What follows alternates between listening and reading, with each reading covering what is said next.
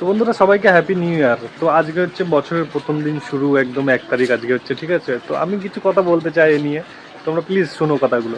তো আমরাও মানে পিকনিক করতাম, আমরা বন্ধুরা মিলে 1 জানুয়ারিতে।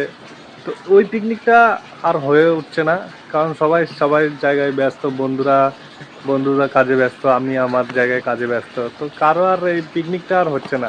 তো আমি এটাই বলতে চাই, যারা যারা এখনো এই সৌভাগ্যটা আছে যে পিকনিক করতে পারছে একসঙ্গে থেকে, তারা অবশ্যই করে নিও। কিন্তু এই মজাটা আর পাবা না কোনো দিনও, কারণ যত দিন যাবে তত কিন্তু পিকনিক মিকনিক তোমরা ভুলে গিয়ে যে যে গন্তব্যস্থানে, কাজের গন্তব্যস্থানে চলে যেতে হবে। সেই জন্য এখন যাদের যাদের অপশান আছে, যারা করতে পারছো পিকনিকগুলো, অবশ্যই করে নিও। এই আনন্দ আর কোনো দিন পাবা না তোমরা, বুঝেছো? যত বড় হবে আনন্দ কিন্তু হারিয়ে যাবে, পিকনিকের কোনো রাস্তা থাকবে না, নিজের নিজের কাজে ব্যস্ত থাকতে হবে।